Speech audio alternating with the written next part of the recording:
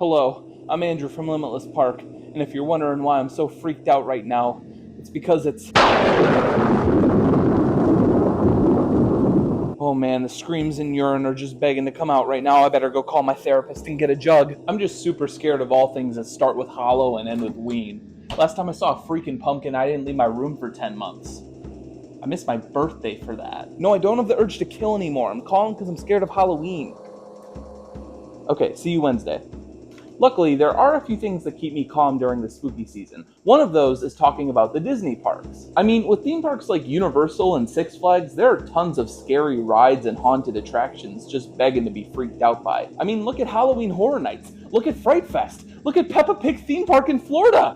But Disney doesn't have anything of the sort. What, don't believe me? Well, let's do a quick run through of all the lands in Disneyland and see if there's anything scary. Adventureland? Nothing spooky here except... okay, those piranhas in Jungle Cruise waters are actually kind of freaky. But Bayou Country doesn't have anything scary. Actually, I kind of hate the heffalump part of Winnie the Pooh. That's just terrifying. But hey, there's no way Galaxy's Edge has anything scary. What the hell is that in the water? Okay, I don't remember any of those things being there, but those are just small things. There's no way there's anything else there, right?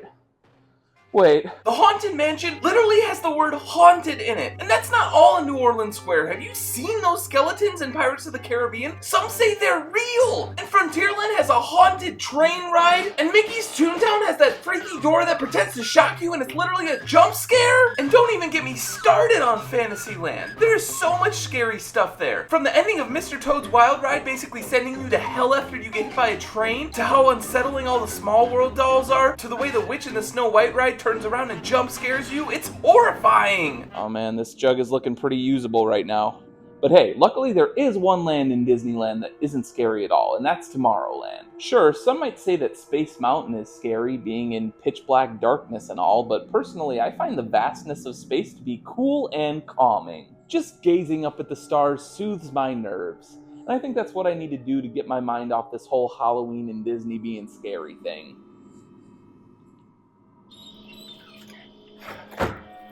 Space. The final frontier.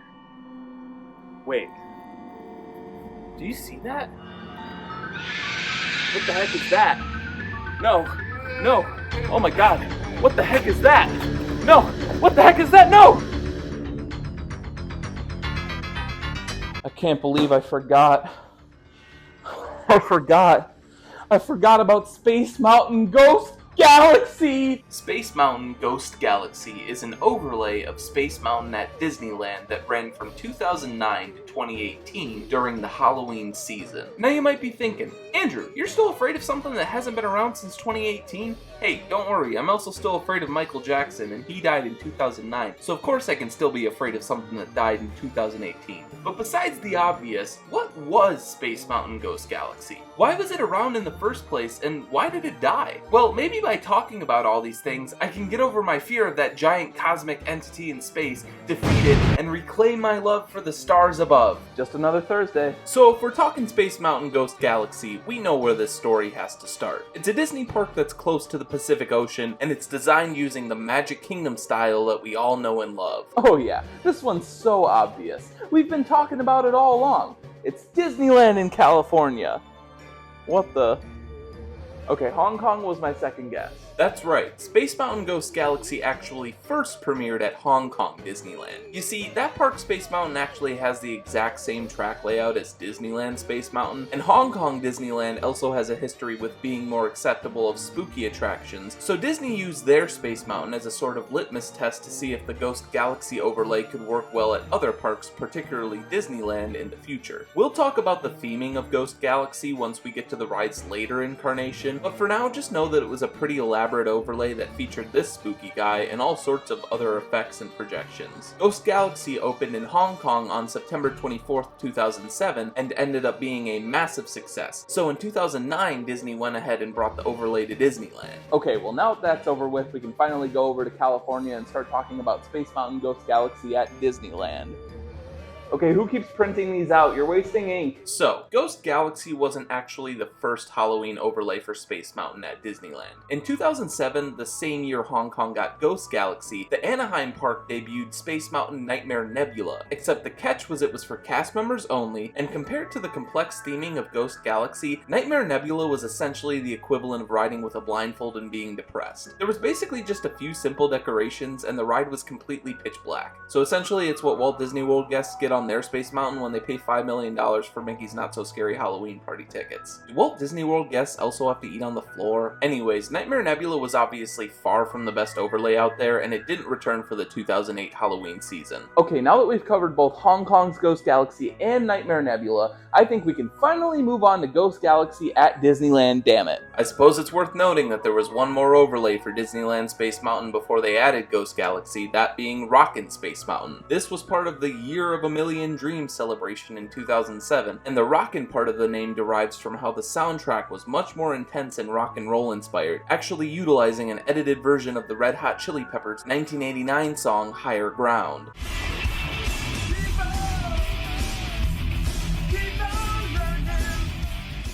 There were also new projections inside the mountain, lots of lights alongside the track, and a DJ hyping up riders during the lift hills at the beginning. I just felt it was worth noting that this overlay existed first, as it's pretty good overall, but you can definitely see how Disney upped their game for Ghost Galaxy later on. So now with all that out of the way, it's finally time we talk about Space Mountain Ghost Galaxy. The Halloween overlay finally came to Disneyland Park in September of 2009, and guests loved it. The Ghost Galaxy experience didn't just start off on the ride either. As soon as you walked up to the mountain, you'd find yourself staring at a big dome covered with one of 6 projections, also accompanied by special audio. They are as follows. 1. A dull gray color that slowly begins to crack as the Ghost Nebula lets out a loud screech and then completely shatters the dome, to which a futuristic green grid starts to rebuild it. 2. An alien arm from the Ghost Nebula starts pushing against the dome from the inside. 3. The Ghost Nebula starts slashing at the dome and leaving scratch marks. 4. The Ghost Nebula starts shooting lightning bolts at all sides of the dome while it screeches. Man, this thing sure loves screeching. 5. A sort of radar system with different explosions resembling what's supposed to be activity from the Ghost Nebula. And finally 6, and apparently this is the most rare one, a projection that makes the entire mountain look like space with a giant Big Bang-like explosion at the end. Now you probably just heard me say the word Ghost Nebula a lot, and you might be thinking, is that what you saw outside earlier?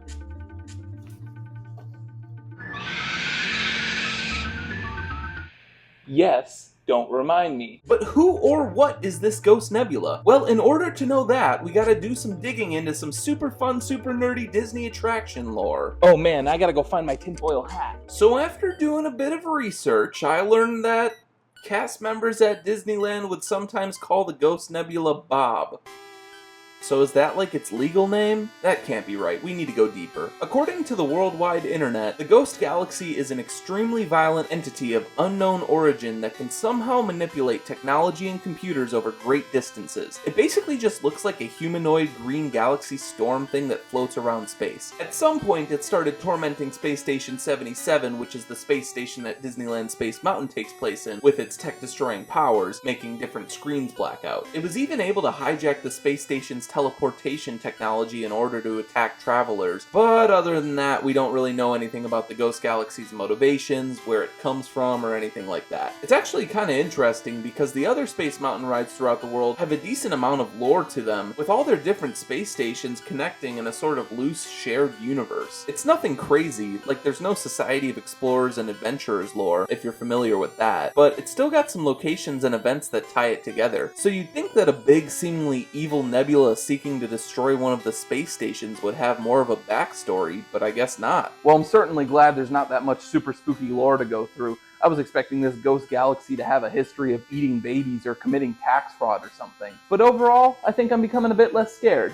Let's try to continue that while talking about the actual ride experience. So after gazing up at the exterior projections and nerding out about some Disney attraction backstory, what better way to enjoy an attraction than by actually riding it? Once guests entered the queue for Ghost Galaxy, they'd find that the planet screen had been changed for the overlay as well. It now has a green storm over it, which is causing those aforementioned technological malfunctions. The video feed is constantly interrupting, with static and a blue screen appearing that says things like loss of signal and searching and and signal established. A lot of people say this screen looks like the blue screen of death from Windows. Personally, I always thought the blue screen of death was the one where Stitch ate the page on the Disney websites, but yeah, I see the resemblance here too. Guests go through the usual Space Mountain queuing process, but once they actually board the ride, things differ from the normal attraction pretty greatly. First, there's a brand new soundtrack that's much spookier, fitting the Halloween theme while still having that sci-fi flavor. After taking an immediate right turn out of the station, the first lift hill now has bright neon green lighting similar to the Ghost Galaxy itself. The transfer tunnel afterwards is completely pitch black rather than having its usual blue flashing lights. It's a bummer they couldn't replace these awesome lights with something else, but I suppose total darkness adds to the eerie atmosphere. Those Walt Disney World folk would certainly agree. How's your floor churro coming along? Once riders hit the second lift, they see the Ghost Galaxy fly into view, this time with a full body as opposed to just the main head that we've mostly seen so far. The ghost gets all mad and shoots a bunch of lightning at the rocket, and then he flies off and everything becomes pitch black again. More stars begin to appear as riders make it up the third lift hill. God, I forgot how many lift hills were on this thing. And then they encounter the Ghost Galaxy one more time where it shrieks and begins to chase you during the actual coaster part of the ride. As you fly through the layout, you can see some different projections of the ghost trying to catch you. There's even one where it looks like its arm is swinging at you. Kinda reminds me of a certain Yeti animatronic on a certain ride that used to do the same thing. What was that ride called? Oh yeah, it was Peter Pan's Flight. There's a flash of lights at the re-entry tunnel, so everything seems to be safe at the end, but right before turning back into the station, the ghost reappears one final time as a sort of jump scare. Whoa! So that was Space Mountain Ghost Galaxy. Definitely a thrilling and spooky attraction, and one that guests certainly loved. So why on earth would Disney remove it in 2018? Well, there's a couple theories as to why. One is that the ride was just too scary for guests. What the heck do you mean too scary? So was Snow White's Scary Adventures, but you didn't remove that. Oh wait, you did. Well, so was the lift hill on Splash Mountain, and you didn't remove that. Oh wait, you did. Okay, maybe there's some precedent. But wait, those two examples happened after Ghost Galaxy's removal in 2018. And after all, this is just an overlay, not a full attraction. So it's not like it was taking up any more space than the actual Space Mountain ride itself, so what gives? Well, the other theory that, in my opinion, makes a whole lot more sense is that Disneyland doesn't actually have a Halloween party anymore. That's because in 2019, the resort debuted Oogie Boogie Bash, a new Halloween party at Disney California Adventure across the promenade from Disneyland. How convenient. That's exactly 1 year after we last saw Ghost Galaxy. Disneyland Resort has actually had a history of swapping the names and locations of its Halloween parties. Whereas Walt Disney World pretty much has always had theirs at the Magic Kingdom, and it feels like it's always been called Mickey's Not So Scary Halloween Party, the Disneyland Resort has bounced back and forth between the original park and California Adventure a couple times. It was at California Adventure from 2005 to 2009, and then Disneyland from 2010 to 2018 before Oogie Boogie Bash. So even though Ghost Galaxy technically premiered when the party was still at California Adventure, its addition combined with the new Halloween Screams fireworks show at Disneyland proved they were ready to go all in with another party at that park come 2010. So it seems that Ghost Galaxy's creation and removal might be tied to official ticketed Halloween events at Disneyland Park. Does that mean the overlay could return anytime soon? Well, who's really to say? Oogie Boogie Bash has proved to be extremely popular, so I wouldn't bet on it going away anytime within this decade, but maybe sometime 2030 onwards, if Disney wants to refresh the Halloween party at the California Resort and bring it back to the Disneyland Park, maybe they could entice guests to visit by bringing back Ghost Galaxy, perhaps with some new and improved projections or an updated storyline. Only time will tell, but in the meantime, I doubt we'll ever see another overlay on Space Mountain at Disneyland. Oh, wait. Yeah, you want a third reason for why Ghost Galaxy might never come back? It all has to do with my favorite sci-fi movie franchise that I love to death despite it having more bad movies than good ones. Star Wars Hyperspace Mountain debuted as a temporary overlay at Disneyland in 2015 to coincide with the release of Star Wars The Force Awakens. The overlay features all sorts of fun Star Wars projections, voiceovers from different characters from the movies, and the classic John Williams score as you race around the galaxy. It's awesome. Since 2015, the retheme has returned for a few months of almost every year for various events, such as other Star Wars movie releases, or the Season of the Force event that Disney does every once in a while. It most recently ran from April 5th to June 2nd of 2024, and I bet we'll be seeing it again next year for a couple months. Hyperspace Mountain has also infected the Hong Kong Disneyland and Disneyland Paris Space Mountains in a much more permanent way, with both rides receiving the overlay overlay in 2016 and 2017, respectively. This was originally meant to be temporary, but they ended up just keeping them forever. It lost all of its original theming, and that kind of keeps me up at night, but it's fine because it's Star Wars. Wow, I'm feeling so much better now. Who knew the cure to feeling terrified was talking about a multi-billion-dollar grossing sci-fi media franchise? So what if Halloween is such a spooky time? And so what if Disney can create some weirdly scary attractions, including one with a horrifying space nebula? As long as I have this jug and this intellectual property by my side, nothing can scare me. So bring it on, Ghost Galaxy. I can take you.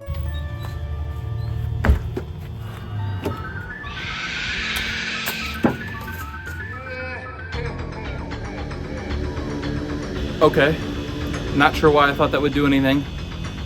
Guess this thing's just gonna be in the night sky for the foreseeable future. I'm gonna go cower in fear now. Happy Halloween.